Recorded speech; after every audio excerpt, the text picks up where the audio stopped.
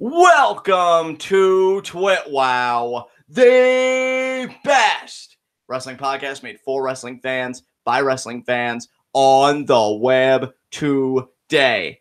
I'm John. That's my cohort and commentary, Ashton, and this is our NXT review. And I gotta say, this is a really fun episode of NXT tonight. We got storyline progression in the women's division. We got an update on our NXT champion, Tommaso Ciampa. He competed against Otis Dozovic tonight. Tag division got spotlighted. So, yeah, we really got a little bit of everything on tonight's episode. And all in all, I thought it was a very fun hour of wrestling programming. So, Ashton, what did you think of it? Yeah, man, NXT tonight was really fun. There were some pretty solid matches, a few pretty good talking segments. I actually have a lot to say about the one match that we got tonight, and then our main event was just way better than it had any right to be. So I'm ready to get into this whenever you are. All right, man, then let's get into our first segment, Heat of the Night. No heats of the night tonight for me, man. I really enjoyed everything about this show. I don't even really have any nitpicks. I just kind of want to celebrate wrestling, especially after the awesome Mae Young Classic and everything else we got tonight. What about you? You have any heats of the night? God, I was really tempted to go on a rant about how William Regal treated the Undisputed Era tonight, but I'll let it slide. Well, I'm glad you're sparing Regal. I'm guessing you thought that Regal was very indignant in Adam Cole's direction. Of course.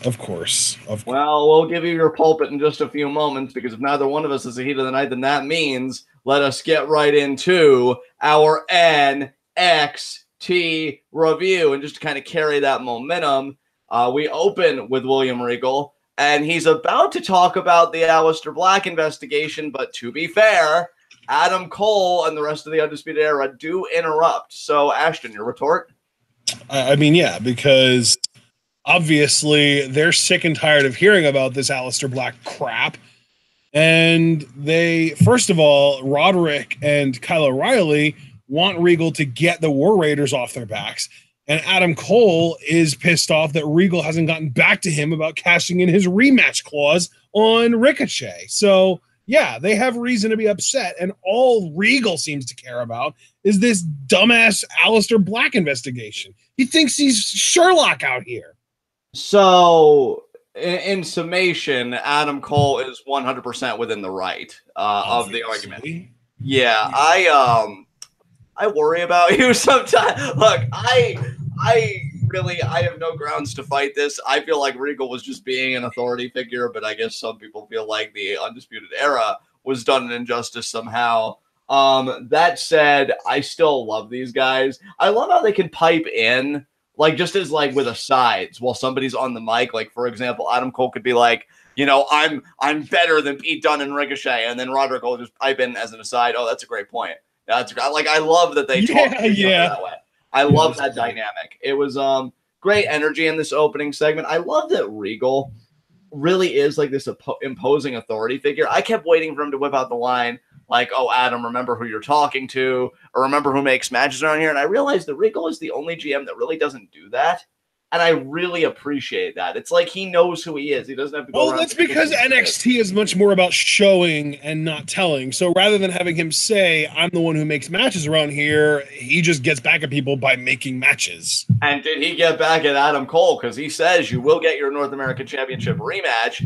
Adam Cole's all smiles. It'll be you versus Ricochet versus Pete Dunne. And Adam Cole's greatest strength to me, besides everything before you pipe in, would be the facial expressions and the body language. I love how this man fucking emotes, and just the way he soured with the addition of Pete Dunne tells you everything about how he feels about this match.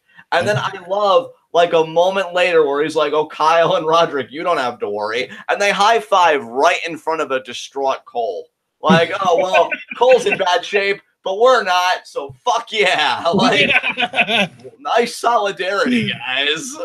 Like, that makes me have questions. But then he says, because in 2 weeks, you'll be defending the NXT Tag Team Championships against the War Raiders. And no, I think you got the times messed up there. It was 2 weeks for Adam Cole, 3 weeks for them. Oh, 2 for Adam Cole, 3 for them. Okay, my mistake. But I love Roderick's reaction, because he just looks up and he's like, "No!" He's just like, "No." I love Undisputed Era, man. They are so fun. I keep talking about their charisma and how cool they are.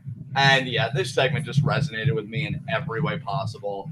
This was great. Can't wait for 2 weeks from now. That triple threat is going to burn fucking Full Sail to the ground. And whatever's left of it, that's what fucking, Undisputed Era in the form of Kyle O'Reilly and Roderick Strong will have to do with War Raiders. They'll just take the rest because those are going to be two amazing matches. Thoughts on it? Absolutely, yeah. And dude, that triple threat is not fair. I mean, we already saw what Dunn and Ricochet can do one-on-one, and now we're adding the amazingness of Adam Cole to the equation. I'm sorry, but we all know how chemical balances work, and I think that we just overloaded one side of it. There's nothing that can result from this other than an explosion. Yeah, I hope that we've all built our bunkers. I mean, I know I'm making investments because this match is just going to be fucking cataclysmic on every level. And I like that the North American Championship, I think it's really hit its stride, with the matches that it's kind of being involved with lately. So that's a very, very good sign to me. And yeah, Regal just takes his leave like a boss because he doesn't know anybody a damn thing. And Undisputed Era is just left thinking, God, why'd we put our feet in our mouths again?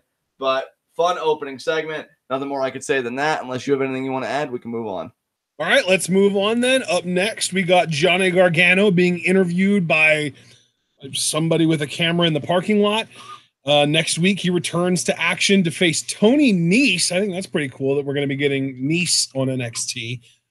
For the first time in a while, he's actually excited about something. He says that he was apologizing to NXT fans because of what he had become.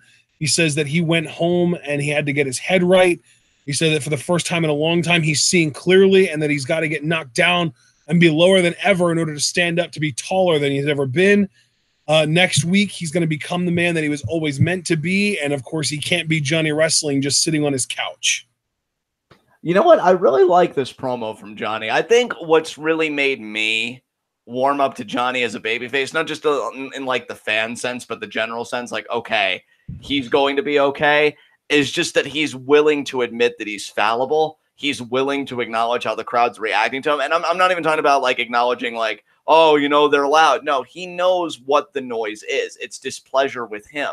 And he owns that unequivocally. And I find that, especially in a culture where people are looking for more people to take responsibility, to be incredibly endearing. That he just embraced, like, look, I effed up and I've got to fix it. And this is where I begin to fix it. And that's why I know, like, Johnny's going to be all right. Because even if the crowd is still a bit hard on him, I think as long as he acknowledges them in that way and doesn't, like, shirk their voices for other concerns, he'll find his way back. So I actually really like this Gargano promo. I thought it was very honest, very sincere.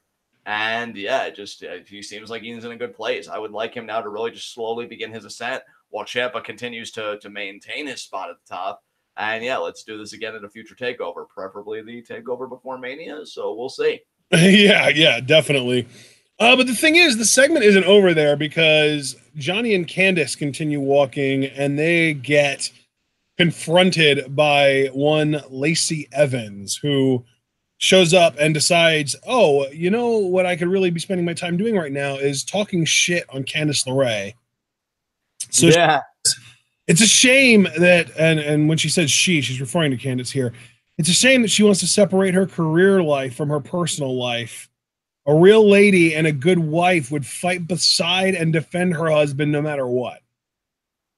Yeah, and then she like puts a hand on Johnny, like a finger being like, oh, I could be that wife. And Candice is like, what are you kidding me? Like, she's ready to go at it now. And then Johnny's the one having to restrain her, being like, look, she's not worth it. She's not worth it. She's like, no, she can't talk to me that way, which I appreciated Candice standing up for herself. Like, oh, don't hold her back, Johnny. Just let her handle her business. Like, that woman just transgressed her boundaries. Like, let Candice give her something.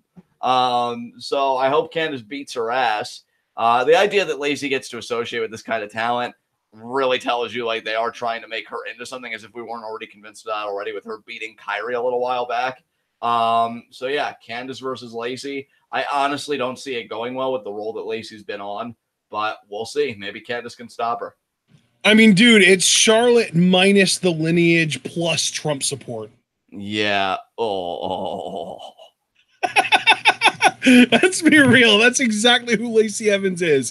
She's Charlotte if Charlotte was not a Flair, but was super into all things conservative America, which Vince fucking loves. Oh god, that's so hideous. Oh my god. Any thoughts on the Gargano promo, or just like this interaction here? I don't think I really have anything that I can add that hasn't already been touched upon by one of the two of us. So I guess that we can move on. Tonight we are going to be getting Ciampa Dozovic, but next Lars Sullivan's going to be in action, and then we get a Lars Sullivan video package. What do you think of this? Anytime they do a Lars Sullivan video package, I approve. You know, they've done quite a few of these. Nothing really new here. I love his presence. The theme is great.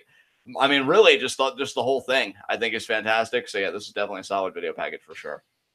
So then Kathy Kelly tries to get an interview with the Velveteen Dream, but he's kind of moody at this point, and he's not willing to talk about a whole bunch of different stuff, which he actually mentions his unwillingness to talk about.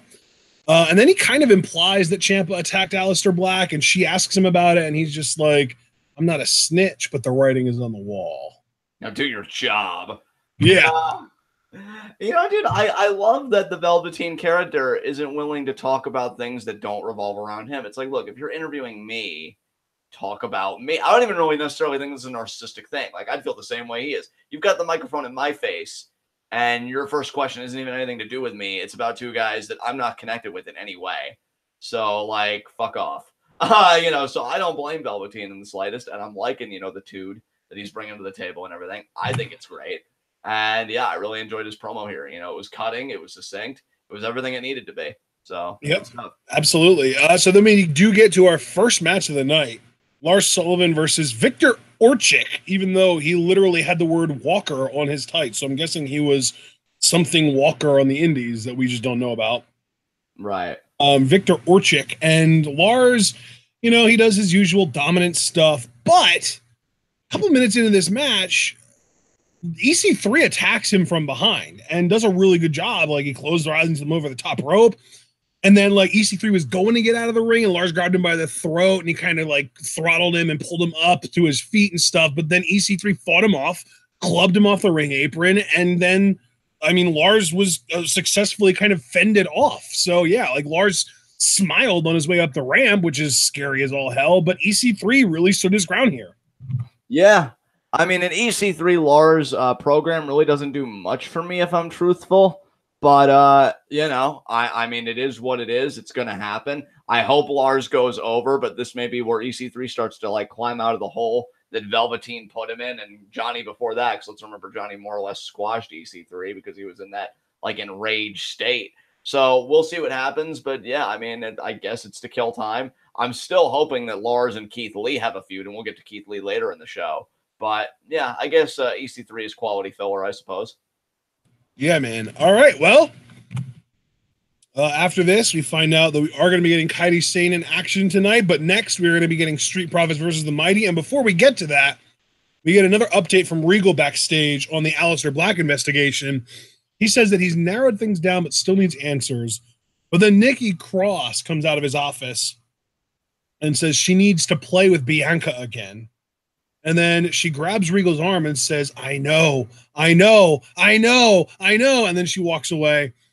And the interviewer is just like, do you think that might be her knowing something about the Aleister Black situation? And Regal's just like, well, if you would ask Nikki, she'll tell you exactly where Bigfoot and the Loch Ness Monster are. So I don't think any of us really know what Nikki knows. Yeah, so Regal's more or less brushing it off like it's the rantings and ravings of a person that's not quite there. And yeah, we can see that the Bianca-Nikki Cross feud is going to continue. Really nothing to add there. I mean, I'm really looking at Nikki Cross as kind of a legitimizer for some of the other women. I mean, she hasn't won the NXT Women's Championship. She had her shot a couple takeovers back, against Shayna. She lost that. So now I just see her as being the type to give kind of that stamp of credibility on other women's talents coming up. Bianca fits the bill. Like I said, I hope it's like a false count anywhere match or something between the two of them. Bianca keeps her singles undefeated streak going, and soon her and preferably Kairi, or presumably I should say Kairi, get in the middle for that NXT Women's Championship, probably at TakeOver War Games. So there you go. Yeah, man. All right. So then we do get to our second match of the night, and this was kind of the match I was referring to earlier when I said I had a lot to say about it. I love serious Street Profits. Dude, yes. God, this was amazing. Like, actually, no, you know what? I feel like I'm trying to let you go first on this because I have a Dude, little this bit was of stuff. such a pleasant change of pace for them because the Mighty come out and they're rocking the jewelry and they stole the black cup and they're all mocking the Street Profits and stuff. Street Profits music hits, they come out, they aren't dancing, they aren't, interacting with the fans. They are straight-faced, serious, pissed off. They walk to the ring, they get in, and they have a stare down with the Mighty. And then Shane Thorne starts, he's mocking the guys. He's showing off the bling and shit. And Dawkins just hauls off and cold cocks him right in the face before the match even starts. And then once the match actually starts, I feel like I was even more impressed by the Street Profits in the ring in this match than I've ever been by them previously.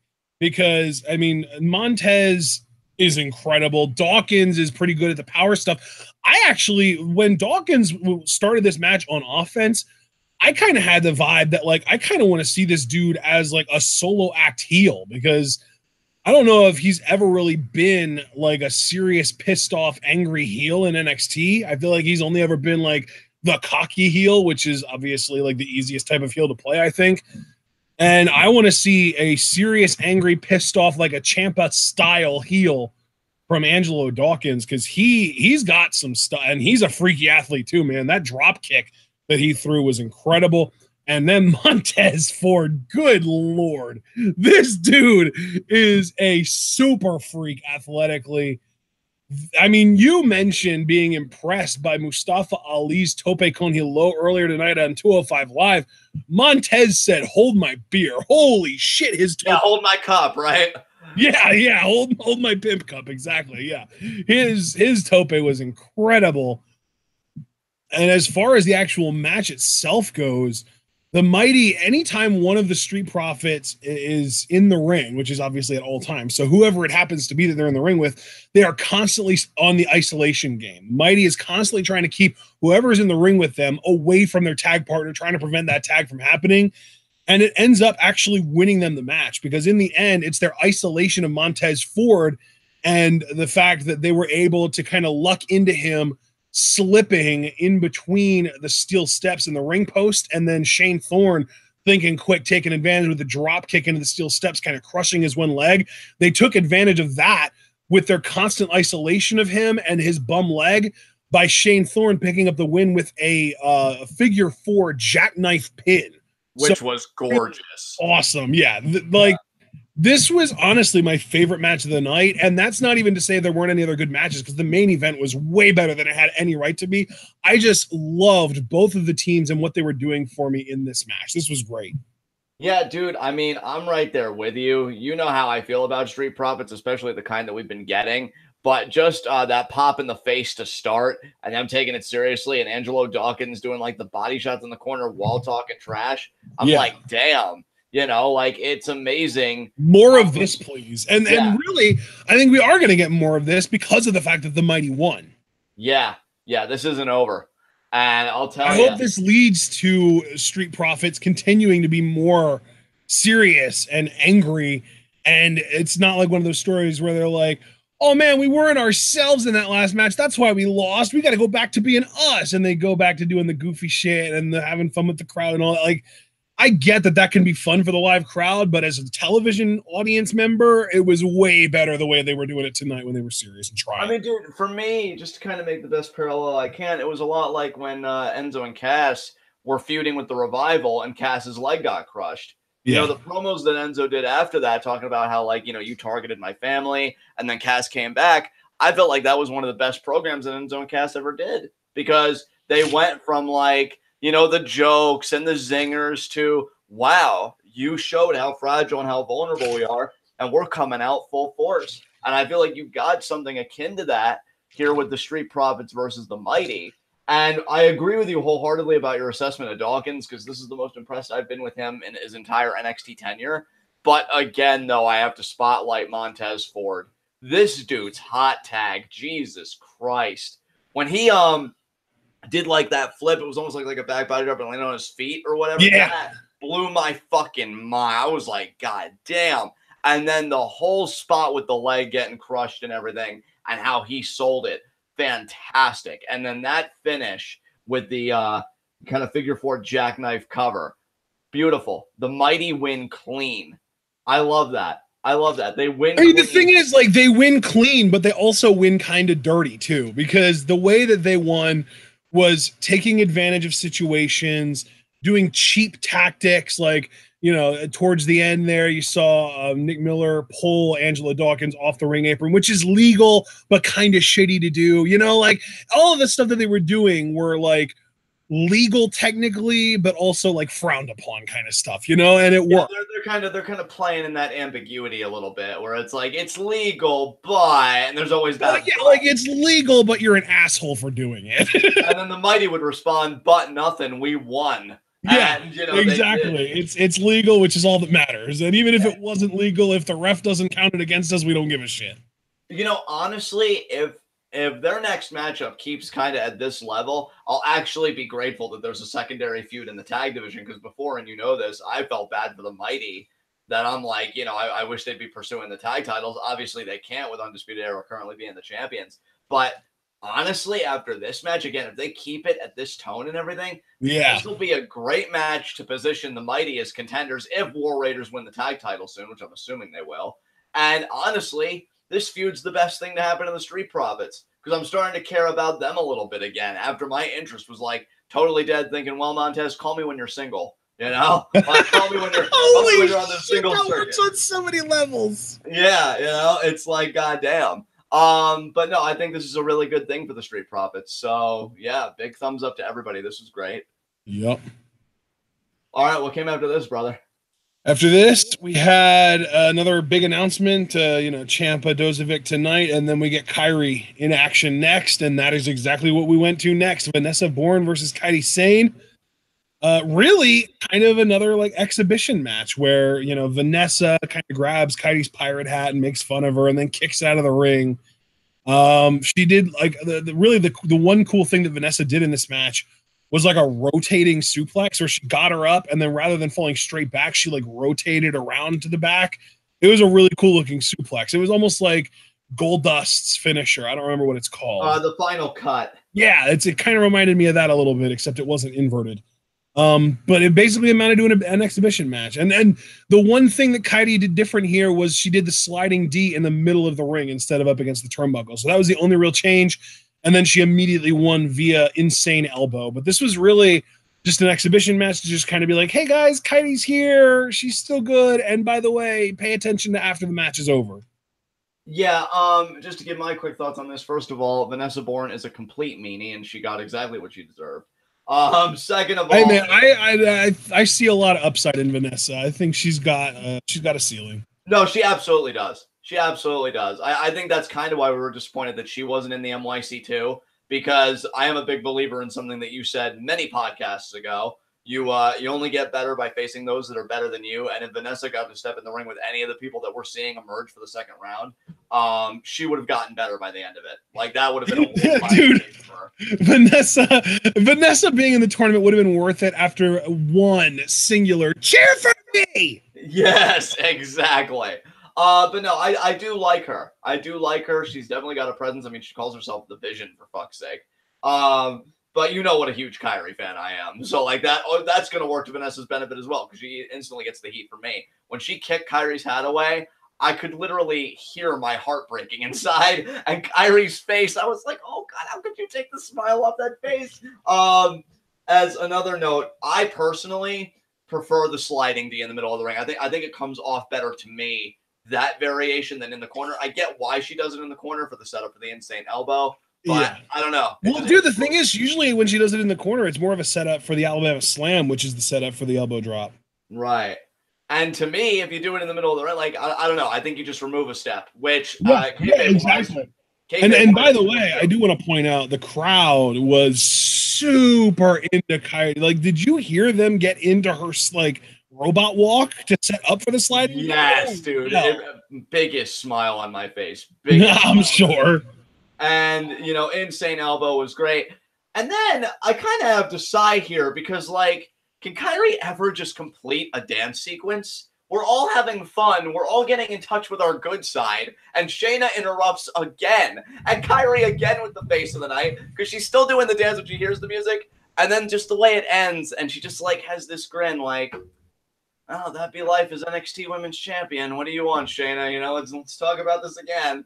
And then Shayna, the schoolyard bully, oh, you know, Kyrie, I'm going to get my rematch. And ultimately, we do get where it's going to be at Evolution. I did like Shayna's line where she said, like, she's going to drown Kyrie, put the anchor, like, down on the NXT Women's Championship reign that she's having, and take back the title. So I like the wordplay with Kyrie being a pirate. Kyrie's retort, just her starting, ahoy, Shayna. I was like, oh, Kyrie, yes. And then she's like, you can have your rematch, but at Evolution. Honestly, dude, and this is me again on a more serious note. You know I adore Kyrie. You know I respect the fuck out of Shayna because of her background and the style she brings. Some opponents, to me, I think are never really going to reach that level together. And you'd think that these two would. I've never really been blown away by any of their matches. I feel like Brooklyn had a good story, but even still, I was left kind of wanting. I mean, I think the best thing they did was put the title on Kyrie. I don't know what they're going to do at Evolution, but I think after the Mae Young Classic tonight, all of us are thinking about Io Shirai versus Kairi Sane. Like, that's the match I'm sure we're all thinking about. And, you know, admittedly, Kairi versus Bianca, because it's a bit different. I'm curious to see what those two can do at TakeOver War Games. But big picture, we're all thinking about Kairi versus Io. I don't know what Shayna does after this. I guess maybe a call-up. I don't know. That's assuming that she, you know, doesn't win. Maybe it'll be a shocker and she'll be the first ever two-time NXT Women's Champion. I don't know.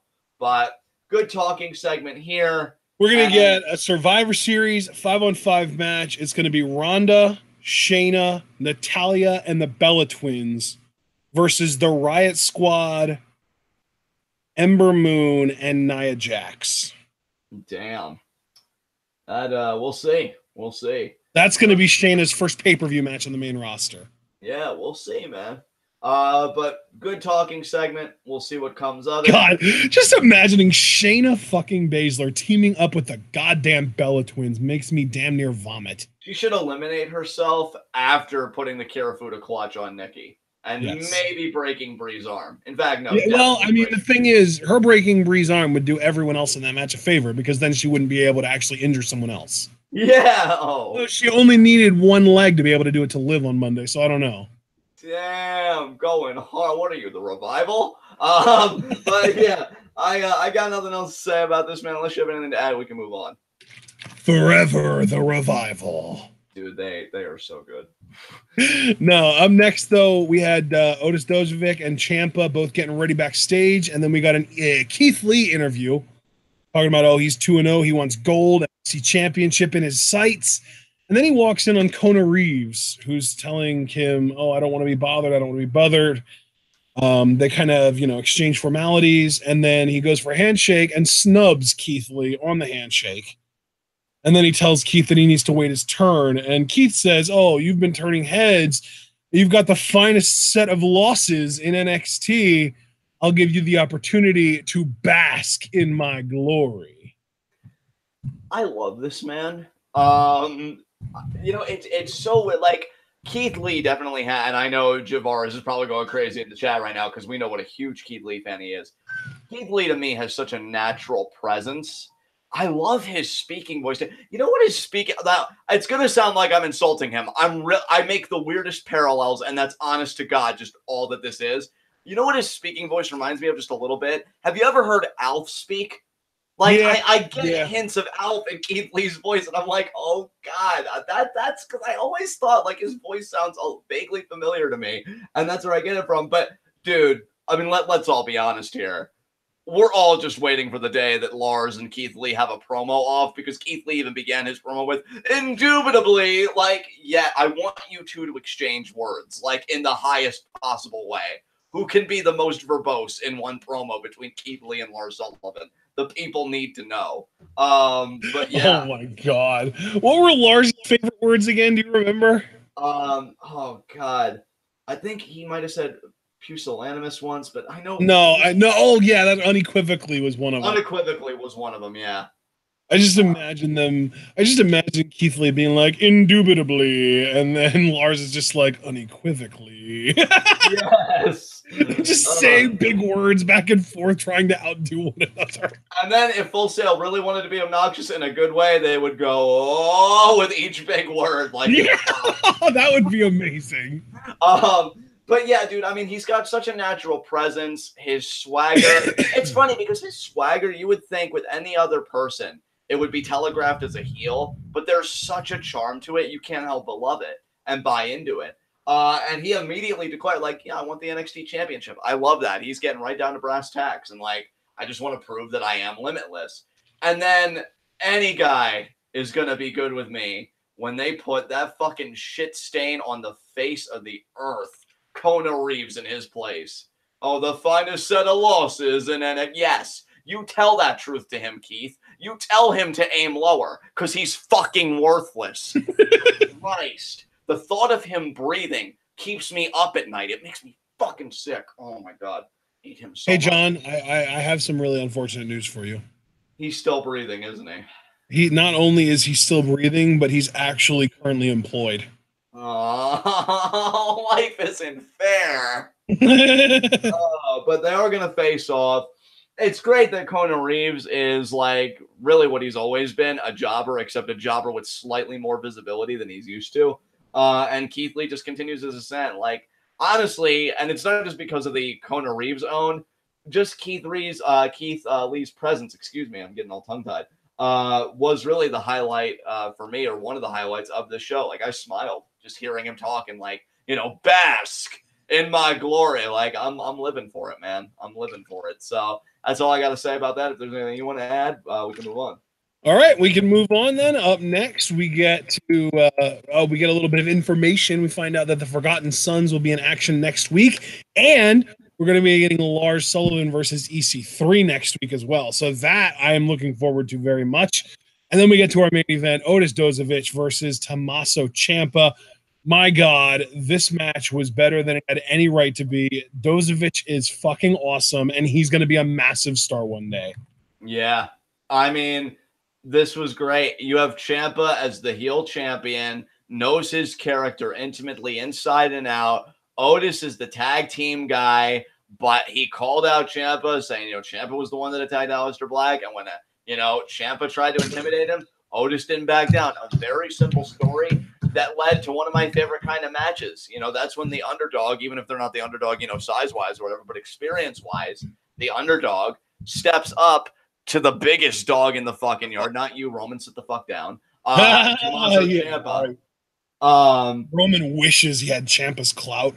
And it was great. Like, they did everything in this match right to me because, like, how can I put this? Otis was so dominant, but when Ciampa got in control, it was only because he exploited something from Otis. It wasn't like a natural ability kind of thing. Like the first it was like Otis beat himself in this match. He allowed Ciampa to win. Exactly. Like the first moment that sticks out when he has Otis's hair and he just smacks his head against the steel ramp, which, I mean, the sound effect was sick. And that kind of sets a tone for how the rest of the match is going to go. And, he's trying to avoid Otis and this and that. And, it's funny because, like, he tried walking out at one point, and I get that they're baby faces, so of course they're not going to accept it. But even Ciampa, like, choosing to walk out, if Tucker Knight hadn't blocked Ciampa, Otis would have won. And why I bring that up is it's like they went so far out of their way to really show how much of a threat Otis is to the fucking NXT champion that he would have rather taken a count-out loss, which if we think in kayfabe logic, you would have thought that would have created more problems because then Otis could go to William Regal's office and say, well, I beat the champion, so what's Ciampa doing at War Games? But he didn't want any of it. Tucker stops him. Ciampa still finds a way to win, however, when he catches Otis being a bit overzealous. DDTs him on the apron, which I have to credit Otis's sell. He sold it like fucking death. Tucker Knight's face looking at that, and he's immediately urging Otis, get back in there, Otis, get back in there. Like, dude, did you not see that his head got planted on the fucking apron? And I like that they still treat it like it's the hardest part of the ring and not just some bump.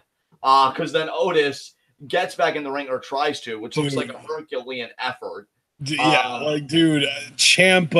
not Ciampa, Morrow's sell of the DDT on the apron is really what put it over for me. Yeah. Yeah, absolutely. And I love that Orton's got like this sinister and sick gimmick, but Ciampa is bringing more credibility to that rope punk DDT that Orton never did. Yeah. It's Well, great. I mean, when Orton first started using it, it was pretty much on the same level as what Ciampa's doing now. That is, I was even going to backtrack and say, well, save for like the beginning of his like sinister turn in like 07. Yeah, because there was a point when he did that. That was like, like I feel like Cole acted like the way Morrow did here. I gotta backtrack a little bit because I glossed over the best part of the match, at least to me, for Otis. And that was when he was just unleashing these suplexes like they were nothing on Ciampa. Dude, yes, he did 2 in the ring, and then he even did 1 in the outside. And that was at the point that I was just like, oh my God, I don't think that Otis even realizes how impressive some of the shit he's doing is. Yeah, and like, I love the camera work too, because the one he got on the floor, the camera zooms into Ciampa's face and you could see the agony that he's in. Yeah. Like, oh God, I do not want to be here. God, make it stop, please. Yeah, that was that moment on the outside when he did the suplex on the outside. That was kind of like my sort of like Johnny Curtis. I don't think even he realizes how good he is and how good he can be moment. Yeah, absolutely. I mean, the crowd was into Otis with stakes and weights chants. And you know what? I can't even give all of that to Ciampa being an amazing heel to anybody, like that a crowd would back anybody to beat him, because I think Otis has his own natural likability working for him in tandem with that fact. Yep. And I think what resulted was a perfect storm in a quality main event that, I mean, obviously nothing was going to touch last week with the double champion bout. But this is its own kind of good because, again, this harkens back to the NXT that I love. When you give those undercard guys, those scrappers, the chance to really box with the main event talent. And this was a win for everybody. I feel like this was great. Yeah, absolutely. Anything else you want to say, man, about the match? Or do you want to move on? I think we can move on, actually. And that was the last segment, so we can move on to our next segment as TWitWoW.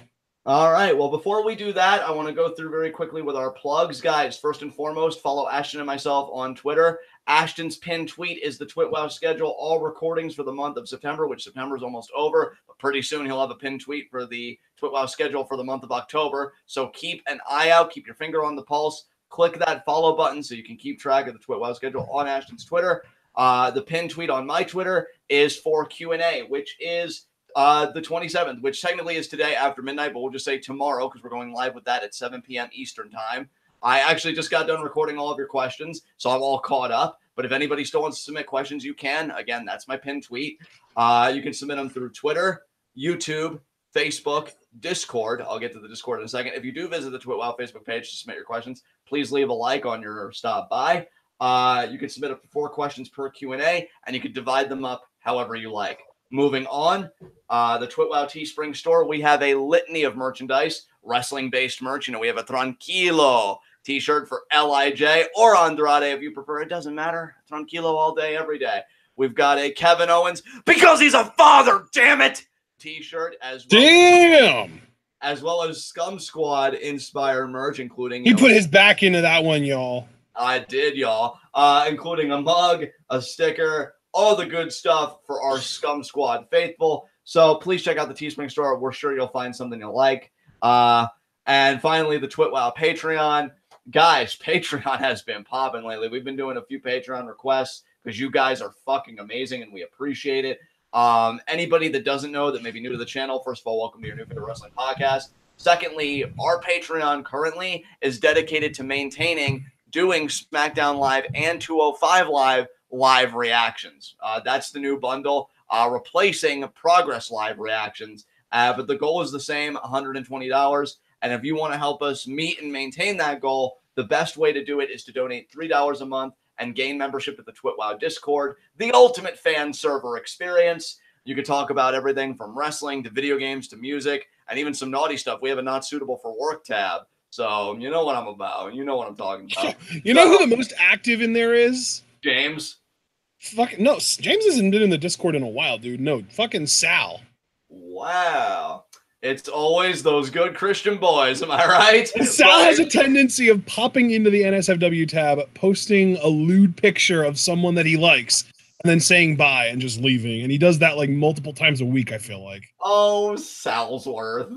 Actually, no, he's Salisbury. That's right. Yeah, of course. That makes the most sense. I was even going to challenge you on that, but challenge me on shit. No, but donate $3 a month, and if you keep the donation strong, I always say if you maintain your donation for 10 months, that comes out to $30. You can cash that in for a live reaction to a 3-hour show of your choosing. Again, we've been doing a lot of Patreon requests lately. You can go to the channel and check them out.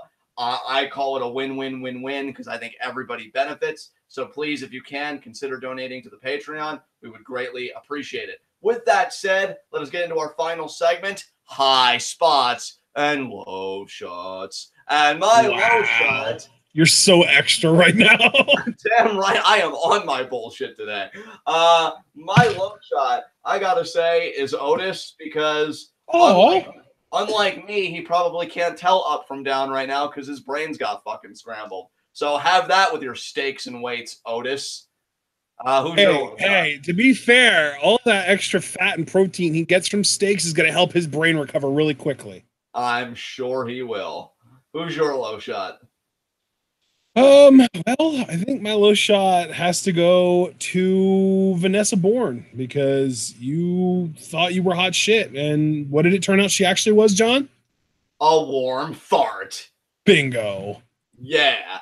And in that vein, my high spot is Kairi Sane. Of course it is. You're the NXT Women's Champion, and you're the best. And it was your birthday recently, and it was beautiful because you're beautiful, and you make everything better. Shayna needs to know her place. Coming in here, being that schoolyard bully, sounding like Timmy Turner's fucking. Oh, I'll get the NXT Women's Championship, but you ain't gonna do shit. Go back to your stable, you 4-horsewoman. And nobody cares about you. Yeah, chew on that bale of hay and suck it. That's what I have to say about that. But Kairi, I'm sorry I bullied another person, but she was mean to you first, and Vanessa was mean, and everybody sucks, but it's okay because you're here. Doesn't Kairi teach you that 2 wrongs don't make a right? Don't tell me what happens in my inner circle. What? Right? I was asking you a question. I said, doesn't Kairi teach you that 2 wrongs don't make a right? I answered your face, Ashford. Now I'm asking you who your high spot is. You didn't answer me at all. I told you not to tell me what happens. I wasn't telling you. I was asking you a question. I gave you an answer, okay? I gave you an answer. Just tell me who your high spot is. I am extremely, extremely confused right now because I asked you a question and your answer had nothing to do with the question. And then when I tell you that it was a question, you just tell me you gave me an answer. I am so confused. Listen, we can bypass all of this. Just tell me who your high spot is. I'm stalling, okay? I don't know. Well, I thought it was going to be Adam Cole. Oh, wait, no, it can't be Adam Cole because he got exposed. No, Adam Cole's my high spot all the time, but I can't double down and make him my honorary high spot too. Well, I mean, you got plenty of options to choose from, bruh. Like, you know. You know what? Even though they lost, I'm still going to give my high spot to the Street Profits because this was the best version of them I've ever seen. You know what? I'll accept it. With that said, do you have any concluding remarks about NXT tonight? No. All right, neither do I. So with that said, folks, this has been NXT. This has been TWitWoW, the best wrestling podcast made for wrestling fans, by wrestling fans, on the web today. I'm John. That's my coordinate commentary. Guys, be sure to comment on the video when it's done processing. What do you think about Kairi Sane versus Shayna Baszler happening at WWE Evolution? Do you like the match? Do you think that they could have done something better on the NXT side? What do you think? What is Ciampa's next endeavor going to be? Not necessarily a title defense. Do you think he's just going to have another random match here or there? So, I mean, what do you think the next step is going to be for the championship reign of Tommaso Ciampa? I guess my final question is, what is going to happen with the Mighty and Street Profits? Is there going to be a stipulation? Is it just going to be another match at War Games? Are they going to get their win back? Talk to us on all things NXT. Be sure to like the video if you haven't, because the more likes you leave, the more likely we are to be the top search result for NXT reviews on YouTube. And when you're the best at what you do, the top is the only place that you belong. So please leave that like. Subscribe to your new favorite wrestling podcast and click the bell icon for notifications so you never again miss out on that TWitWoW goodness. Until then, guys, we will see you tomorrow for Q&A number 27 on September 27th. And that's going to be at 7 p.m. Eastern time. It's always a fun time. It's always a deep seat. It's Q&A. We'll see you then. And until then, tune in and peace out.